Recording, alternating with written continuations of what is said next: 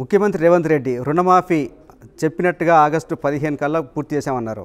మీరేంటి రేవంత్ రెడ్డిని అభినందించదలుచుకున్నారా? అది మోసపూరితమైన ఒక ప్రక్రియ ద్వారా ఒక మోసపూరితం. ఆయన మొత్తం దయచేసి అక్టోబర్లో పత్రికా ప్రకటన ఇచ్చినప్పుడు ఈమె షరతులు వర్తిస్తాయన్నాడా? లేదు, అతను వీడియో విజువల్స్ ఉన్నది చూసి చెప్పండి. మీరందరూ డిసెంబర్ 9 తర్వాత మా కాంగ్రెస్ ప్రభుత్వం వస్తున్నది, ఎవరైనా తీసుకొని వాళ్ళు ఉంటే 2 లక్షల వరకు తీసుకొని రండి అని చెప్పాడు. ఆ వీడియో విజువల్ ఉన్నది. షరతులు వర్తిస్తాయని ఇట్లా చెప్పిండా? ఇక మీరు తీసుకునే ముందు ఈ షరతులు వర్తిస్తాయని లేదు. 2 లక్షల రుణమాఫీ వరకు రాష్ట్రంలో ఉన్న రైతాంగానికి మొత్తం చెప్పాడు.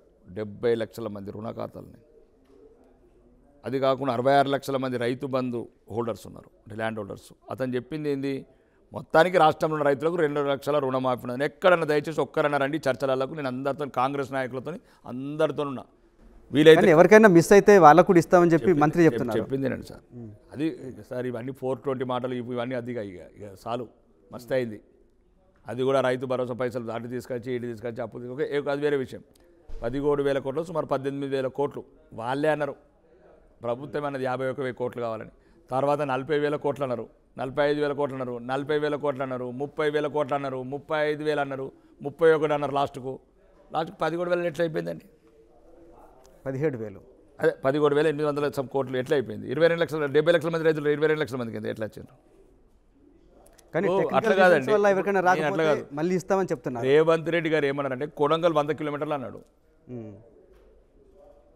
తర్వాత 50 కిలోమీటర్లు అంటుండు, తర్వాత 30. కొడంగల్ ఆనే ఉందండి, కొడంగల్ మారలేదు. హైదరాబాద్ కొడంగల్ డిస్టెన్స్ మారలేదు. కానీ నువ్వు ఎట్లా అన్నావు? ముందు 100 కిలోమీటర్లు అన్నావు, తర్వాత 50 అంటున్నాడు, 30 అంటున్నాడు, లాస్ట్ 10 కిలోమీటర్ కొడంగల్ అంటున్నాడు. తప్పు కాదు ఇది. నువ్వు ప్రజలను మోసం చేయకండి. మీరు ఒకవేళ మీరు వాగ్దానం చేసిన రోజు మీరు వేయాల్సిందండి. ఏమని? ఇగో వీళ్ళకి ఇస్తాం, షరతులు వర్తిస్తాయి, షరతులు చదువుకోండి. ఇంకొక పేజీ, ఇప్పుడు ముందు పేజీలో యాడిచ్చాడు కదా. ఇప్పుడు రాహుల్ ఖాన్ గారి ఫోటో, ఈయన ఫోటోలు పెట్టి యాడిచ్చారు. యాడిచ్చినప్పుడు షరతులు వర్తిస్తాయని మనం అప్పుడప్పుడు ప్రొడక్ట్ కండిషన్స్ అప్లై అయినప్పుడు వెనక పేజీలో అవి ఇచ్చేది ఉండే. వీళ్ళకే అప్లై అవుతాయని ప్రజలు నిర్ణయించుకునే వాళ్ళు. చాలామంది ప్రజలు రోజు వేలాది కాల్స్ మాకైతే, రండి గ్రామాలకు రండి, మమ్మల్ని మోసం చేసిండు అంటే, మోసం చేయటమైన చరిత్ర అని నేను చెప్తున్నాను. మోసం చేయటమైన చరిత్ర. కానీ చాలా డెవలప్మెంట్ ప్లాన్స్ ఉన్నాయి నా దగ్గర. హైదరాబాద్ పక్కనే 4th సిటీ ఒకటి కట్టబోతుందని చెప్తున్నారు. దానివల్ల హైదరాబాద్ డెవలప్ అవుద్ది అనుకుంటున్నారా? ఇప్పుడు జంట నగరాలు అయితే కబ్జాలు చేయడానికి ఏం లేదు. హైదరాబాద్ సికింద్రాబాద్ ఎప్పుడో ఫుల్ అయిపోయింది. ఇక సైబరాబాద్ దొరికినట్టు కబ్జాలు చేసినారు 30 ఏళ్ళ నుంచి. సుమారు చంద్రబాబు నాయుడు 98 సుమారు ఒక 30 ఏళ్ళ నుంచి ఇక దొరికినట్టు ఏది ఉతకాలో అది ఉతికినారు. ఇక పాపం వాళ్ళకి లేవు. ఇప్పుడు కాంగ్రెస్ వాళ్ళకి కానీ, ఈ రేవంత్ రెడ్డి వర్గానికి కానీ, లేకపోతే ఢిల్లీకి పంపించాల్సిన నిధులు ఇబ్బంది అవుతుండొచ్చు. అందుకోసం ముందు జాగ్రత్త 4th సిటీ పెట్టింది కదా, అన్నీ చేసుకోవచ్చు. ఇక ఇప్పుడు ఇక్కడ గ్యాప్ లేదు కదా, ఎట్లా కొట్టేస్తావు? కొట్టేసినాడు, అన్నీ కొట్టేసిండు. ఏదైనా మిగిలింటే బీఆర్ఎస్ కూడా ఆడ ఏముంచలేదు. ఈ ఏమంటారు దీన్ని సిటీ, ఈ గచ్చిబౌలి, సైబర్ సిటీ, కోకాపేట, కాకాపేట, మోకిలా, శంకర్పేట అన్నీ అయిపోయినాయి. ఆయన రేవంత్ రెడ్డి రియల్టర్. ఆయన అసలు హైదరాబాద్లో ప్రతి ఇంచు మీద అవగాహన ఉన్నాడంటే రేవంత్ రెడ్డి గారే. అంత బాగా స్టడీ చేస్తారు ఆయన, బాగా పర్ఫెక్ట్ నాలెడ్జ్ ఆయనకు. కాబట్టి ఇక్కడ ఏం లేదు, ఎవ్రీథింగ్ ఇస్ క్లియర్. కానీ ఆయన ఒక అంతర్జాతీయ ప్రమాణాలతో ఒక సిటీ కడతామంటే మీకు ఎందుకు దాంట్లో నెగటివ్ అనిపిస్తుంది? ఫస్ట్ అంతర్జాతీయంగా సిటీ కట్టాలనుకున్నప్పుడు మొత్తం మార్కింగ్ చేయం. మీ వాళ్ళందరికీ సేమ్ ఇప్పుడు అమరావతి లాగా చేస్తాను కూర్చున్నాడు.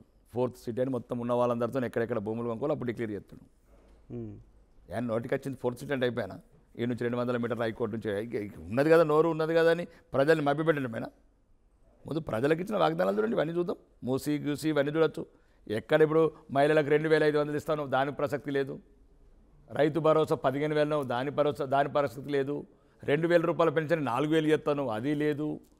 ఇంత రేషన్ కార్డులు లేని వాళ్ళందరికి ఇస్తాను, అది లేదు. కౌలు రైతులకు ఇస్తాను, అది లేదు. ఆటో రిక్షా డ్రైవర్లకు పని, అది లేదు. విద్యార్థులకు విద్యా నిధులను, అది లేదు. విద్యార్థులకు ఉద్యోగాలను, అది లేదు. కానీ వాళ్ళు గవర్నమెంట్ వచ్చి 8 నెలలు అయింది. 8 నెలల్లోనే మొత్తం అన్ని అమలు కావాలని చెప్పి మీరు కోరుకుంటున్నారు సార్? ఫస్ట్ మీరు వాళ్ళకి ఇంకొక 4.5 సంవత్సరాలు టైం. ఇప్పుడు మీకు గూడు నీడ లేదు, ఫస్ట్ మీకు ఇల్లు లేదు, రేషన్ కార్డు లేదు, పెన్షన్ లేదు. రాష్ట్రంలో ఉన్న పేదోళ్ళు తల్లడిల్లుతున్నారు. నేనైతే రేవంత్ రెడ్డి కాలు మొక్కడానికి వచ్చింది ఈ విషయంలో. దయచేసి దేనికోసం? ఈ పేదలకు ఇల్లు, రేషన్ కార్డులు, పెన్షన్లు అవి ఇవ్వండి ముందు. సార్ పిల్లలకు హాస్టల్ లేవు సార్, స్కూళ్ళలో టీచర్లు లేరు, గోడలు లేవు, బాత్రూములు లేవు. ఒకడు మూసి అంటాడు, ఒకడు ఫోర్త్ ఏమైతే పాగలైపోయారు వీళ్ళంతా పాగలగాళ్ళు. సబ్కు సబ్ పాగలోగే. క్యా బాత్ హై. అసలైన తొలి వెలుగు. ఫాలో వాట్సాప్ @తొలి వెలుగు official.